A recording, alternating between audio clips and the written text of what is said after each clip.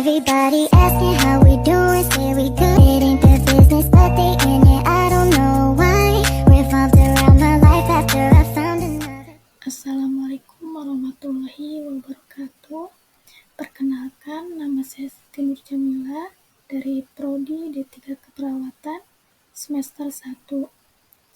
Di sini saya akan sedikit menjelaskan tentang anatomi dan fisiologi sistem pada tubuh manusia, yaitu untuk memenuhi tugas mata kuliah anatomi dan fisiologi, yaitu ada sistem pencernaan, sistem perkemihan, sistem integumen, sistem reproduksi pria dan wanita, sistem panca indera, dan sistem imun.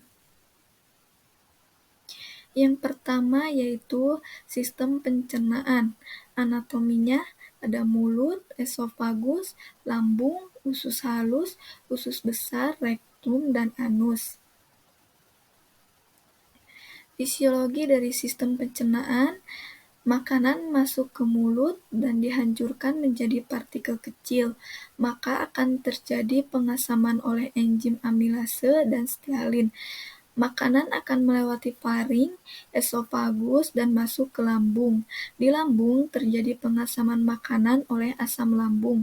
Dari lambung, makanan akan masuk ke usus halus, melewati kolon ascendens, descendens, dan transversum. Maka terjadi penyerapan protein, vitamin, mineral, karbohidrat, dan lain-lain.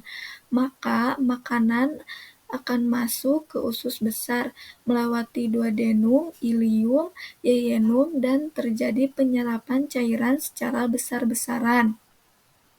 Sisa metabolisme akan masuk ke rektum.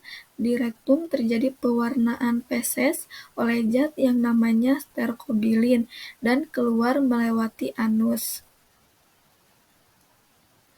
Selanjutnya, sistem perkemihan. Anatominya ada ginjal, ureter, kandung kemih, dan uretra. Fisiologinya, zat sisa metabolisme diproduksi oleh ginjal kiri dan kanan, maka akan masuk melalui ureter.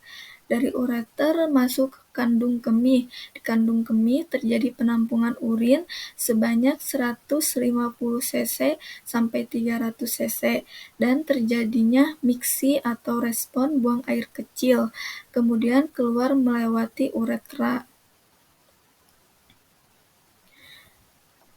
Sistem integumen. Anatominya epidermis, dermis, subkutis. Di bagian dermis ada stratum corneum, stratum lucidum, stratum granulosum, stratum spinosum, stratum basale. Di dermis ada pus papiler, pus retikuler, dan subkutis atau subkutan. Fisiologinya yaitu kelenjar keringat dihasilkan oleh produksi sel subkutis dan akan masuk ke bagian dermis. Di bagian dermis akan menghasilkan kelenjar keringat dan dikeluarkan oleh epidermis melalui pori-pori atau folikel rambut. Ketika respon panas, nyeri, tekanan panas, atau temperatur suhu panas dihasilkan dari epidermis dan akan masuk ke bagian lapisan dermis menuju subkutis dan terakhir dihasilkan respon oleh saraf pusat. Selanjutnya, sistem reproduksi pria. Anatominya skrotum, testis, epididymis, vas deferens, prostat gland, gland penis, dan penis. Fisiologinya, sperma yang baik dihasilkan 1x24 jam.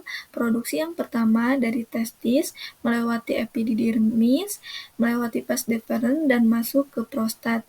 Di prostat terjadinya termoregulasi atau pemanasan dan akan keluar melewati penis. Selanjutnya, sistem reproduksi wanita. Anatominya ada bagian dalam, vagina, serviks, endometrium, uterus, tuba fallopi. Bagian luar, labium major, labium minor, klitoris, pubis, simfisis pubis, uretra. Fisiologinya, ketika sperma yang masuk ke vagina melewati serviks, endometrium, uterus, dan masuk ke tuba fallopi, bagian kanan dan kiri, kemudian bertemu dengan sel telur. Selanjutnya akan masuk kembali menuju uterus dan endometrium, dan terjadilah pembuahan di bagian rahim. Maka yang terjadi pembelahan meiosis, mitosis, dan janin. Yang selanjutnya, sistem panca indera. Itu ada indera penglihatan, indera pendengaran, indera penciuman, indera perasa, dan indera perabaan. Yang pertama yaitu indera penglihatan, yaitu mata. Penglihatan dimulai dari masuknya cahaya ke dalam mata dan difokuskan pada retina. Cahaya yang datang dari sumber titik jauh ketika difokuskan di retina menjadi bayangan yang sangat kecil. Anatominya, otot, kornea, iris, pupil, aqueous humor, lensa, vitreous humor. Di bagian dalam ada sklera, koroid, retina, bintik kuning, saraf optik, bintik buta. Yang kedua ada indera pendengaran, yaitu telinga. Anatominya bagian luar heliks, lipatan antiheliks, kanalis auditorius externa, lobulus, lubang kulit, tragus, antitragus. Bagian tengah malleus, incus, oval window, stapes, round window. Bagian dalam skala vestibuli, organ of Corti, skala timpani. Selanjutnya, indera penciuman. Ketika adanya rangsangan bau masuk ke lubang hidung, dilanjutkan ke epitelium olfaktori, kemudian mukosa olfaktori, ke saraf olfaktori, ke talamus, ke hipotalamus, kemudian ke otak, dan otak akan merespon bau apa yang kita cium. Anatominya frontal sinus, nasal bone, nasal cavity, nasal vestibule, halva palate, lips, sphenoid sinus, superior turbinate, middle turbinate, inferior turbinate, adenoid pad, soft palate. Selanjutnya, indera perasa, yaitu lidah. Lidah adalah alat indera yang berfungsi untuk merasakan rangsangan rasa dari makanan atau minuman yang masuk ke dalam mulut kita. Lidah dapat merespon berbagai jenis dan macam rasa seperti rasa manis, rasa pahit, rasa asam, dan rasa asin. Anatominya, median glosso, epiglottis, palatobongeal arch, lingual tonsil, terminal sulcus, hialate papilla, fungiform papilla, filiform papilla. Yang terakhir yaitu indera perabaan, yaitu kulit. Anatominya epidermis, dermis, subkutan, helai rambut, kapiler, kelenjar minyak, serabut saraf, dan pembuluh darah.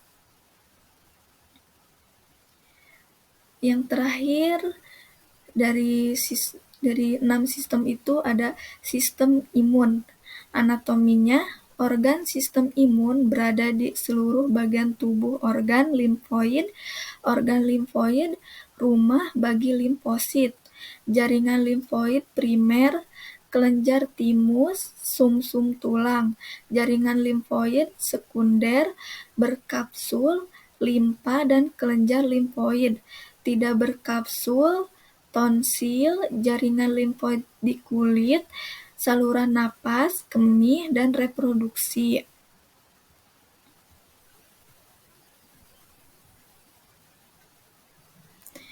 Baik, itulah tadi sedikit penjelasan tentang anatomi dan fisiologi 6 sistem pada tubuh manusia yang saya bisa jelaskan. Terima kasih sudah menonton. Wassalamualaikum warahmatullahi wabarakatuh.